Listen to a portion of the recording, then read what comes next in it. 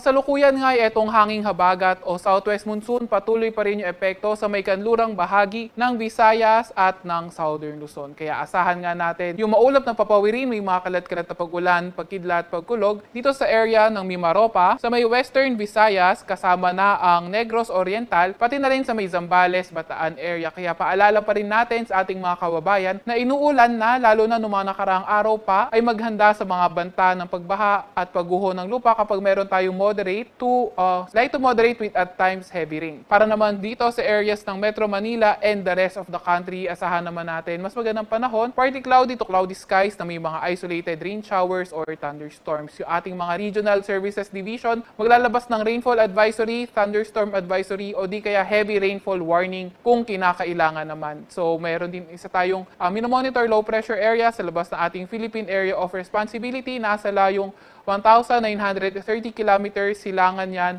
ng Northern Luzon. Itong low pressure area na ito ay nananatiling mababa ang tsansa na maging bagyo in the next 24 hours.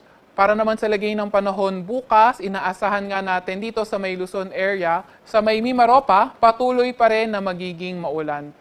Cloudy skies with scattered rain showers and thunderstorms. Para naman sa Metro Manila at sa nalalabing bahagi ng Luzon, better weather condition pa rin, partly cloudy to cloudy skies, may mga isolated rain showers or thunderstorms. Para naman bukas sa Visayas at Mindanao area, inaasahan nga natin dito sa Western Visayas, kabilang na ang Negros Oriental, cloudy skies pa rin tayo, may mga scattered rain showers and thunderstorm. Para naman sa nalalabing bahagi ng Visayas at Mindanao, partly cloudy to cloudy skies na may mga isolated rain showers or thunderstorms. Then, agwat ang temperatura sa may Iloilo, 25 to 31 degrees Celsius, sa Cebu naman ay 26 to 32 degrees Celsius at sa may Davao ay 26 to 34 degrees Celsius. Wala pa rin tayo nakataas na gale warning sa kahit na anong baybay ng ating bansa at yung mga karagatan natin dyan ay magiging banayad hanggang sa katamtaman. Para naman sa 3-day weather outlook ng mga pangunahing syudad natin dito sa Metro Manila and also sa Baguio in the next 3 days, Wednesday to Friday, partly cloudy to cloudy skies, may mga tsansa ng mga localized thunderstorms lalo na tuwing hapon at gabi.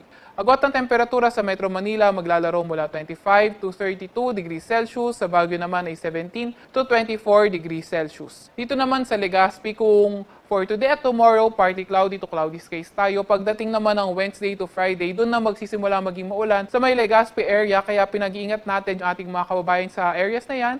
If ever magkakaroon man tayo ng light to moderate with at times heavy rains dahil posible nga yung mga pagbaha at pagguho ng lupa. Agwat ang temperatura sa Legazpi City maglalaro from 25 to 32 degrees Celsius. Sa Metro Cebu at Metro Davao, inaasahan naman natin patuloy pa rin yung partly cloudy to cloudy skies condition na may mga tsansa ng mga localized thunderstorms lalo na tuwing hapon at gabi. Agwat ang temperatura sa Metro Cebu maglalaro mula 25 to 33 degrees Celsius at sa Metro Davao naman ay 26 to 34 degrees Celsius.